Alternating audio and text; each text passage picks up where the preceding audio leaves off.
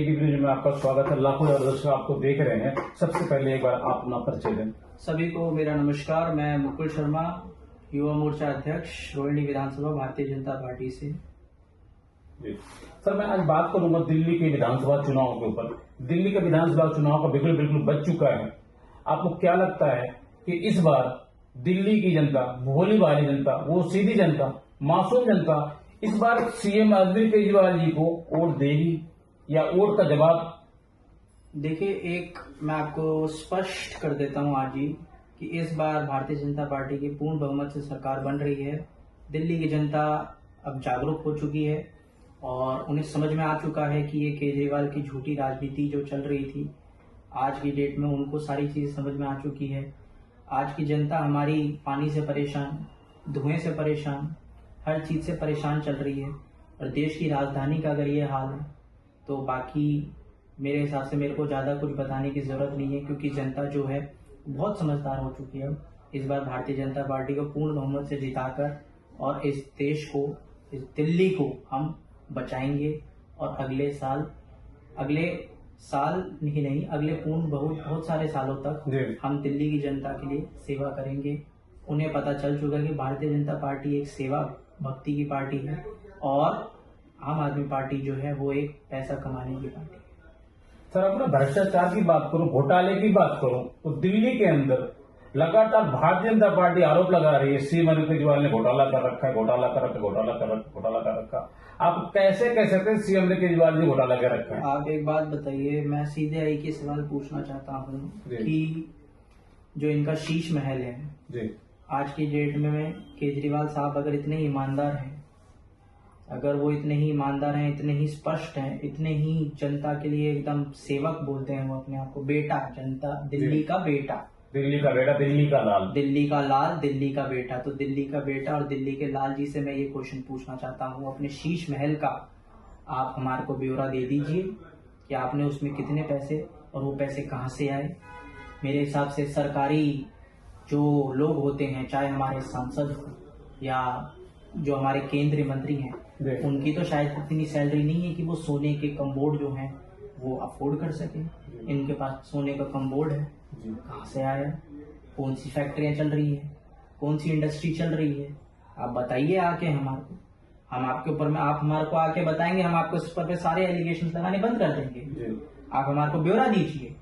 जनता, एक हमारे पास में कानून है और ये हमारे संविधान में भी लिखा हुआ है कि right to information, right to information हमारा एक हक है। आप उस चीज का ब्यौरा दे दीजिए कि जी मेरे ये फैक्ट्री चल रही है, मेरा ये है, मेरे ये पैसा मेरा यहाँ से आ रहा है, यहाँ से ये पैसा आ रहा है, इसीलिए मैंने अपने शीश महल में वो लगाया है। लेकिन नहीं, केजरीवाल साहब के पास में है ही नहीं, क्योंकि सारा का सारा पैसा घोटाले से आया है।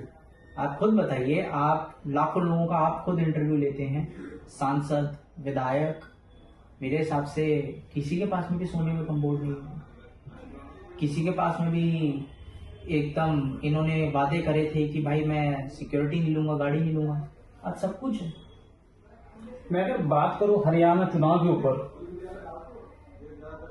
भारतीय जनता पार्टी ने ऐसा क्या किया, किस तरीके से चुनाव लड़ा हरियाणा के अंदर, जम्मू कश्मीर के अंदर, कि पूर्ण बहुमत की सरकार में बिल्कुल ये समझ लो कि एक झोंके में आ गई। देखिए, हमारे जो वहाँ के फेस थे नायब सिंह सैनी साहब जी, उन्होंने बहुत ही बेहतरीन अपना प्रदर्शन दिया है, बहुत ही अच्छे तरीके से उन्होंने जनता के बीच में काम करा है। जब उनकी पूर्व में जब वो सीएम बने थे, मुझे कहीं ना कहीं ऐसा लग रहा है क्या हरियाणा की जनता ने वोट जो दिया है, काम के नाम पे वोट दिया है? बिल्कुल दिया है। आप एक बात बताइए, जनता कोई भी हो, चाहे हरियाणा की हो, चाहे दिल्ली की हो, दिल्ली की जनता तो खैर थोड़ी सी भोली है, बट हरियाणा की जनता हो, चाहे जम्मू कश्मीर में हो, आज जब अभी 20 तारीख को हमारे आगामी 20 तारीख को महाराष्ट्र के चुनाव है, आप उसमें भी देख लीजिएगा भारतीय जनता पार्टी को पूरी स्पष्टता के साथ में वो लोग वोट देंगे। क्यों? क्योंकि एक भारतीय जनता पार्टी ऐसी है, आपने हमारा नारा भी देखा होगा कि एकता के साथ में रहेंगे तो सेफ रहेंगे। तो वो एकता वाली बात जो है ना, वो लोगों को समझ में आ गई है। बाहरी दुनिया का ना लोगों ने नजरिया देख चुके हैं, इजराइल, फ्रांस, क्या हालात हो रहे हैं वहाँ पे, मेरे को शायद आपको बताने की जरूरत नहीं है क्या लेकिन आपकी पार्टी का एक ये भी तो नारा है सर कि सबका साथ सबका विकास। बिल्कुल है, सबका साथ सबका विकास है। आप तभी देखिए ना, आज की डेट में कोई भी बाहर से बंदा आता है, हम उसको शरण देते हैं अपने यहाँ पे, अगर लेकिन वो शरण देने के बाद में कुछ लोग जो होते हैं वो इस चीज़ का बड़ा शुक्रगुजार करते हैं, लेकिन कुछ लोग जो हैं वो गलत काम करने लग जाते हैं। आज जितने भी हमारे यहाँ पे दिल्ली में ये स्मैकिए जितने घूम रहे होते हैं, ये सब बाहर के हैं, उनके पास में कोई आधार कार्ड राशन कार्ड कुछ भी नहीं है। पुलिस कुछ नहीं करती है, प्रशासन कुछ नहीं कर रहा है। क्यों नहीं कर रहा? केजरीवाल की है ना सारी की सारी, इसीलिए नहीं कर रहे। हम आएंगे सत्ता में, अगर तो हम सत्ता में आके हम इनसे काम लेंगे।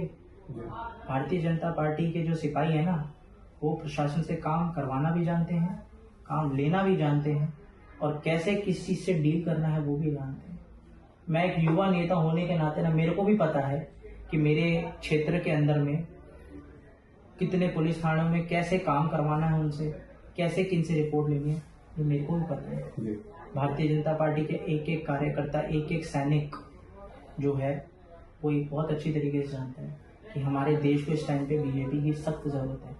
हम हिंदुत्व को फैलाते हैं, खुल के फैलाते हैं, कोई दिक्कत नहीं है। सर मैं आपसे सवाल कर रहा हूँ कि दिल्ली के अंदर में विधानसभा चुनाव का बिल्कुल बच चुका है, आपको क्या लगता है कि इस बार दिल्ली की जनता सीएम अरविंद केजरीवाल जी को बाहर का रास्ता दिखाएगी, दिल्ली से बाहर का रास्ता? बिल्कुल दिखाएगी।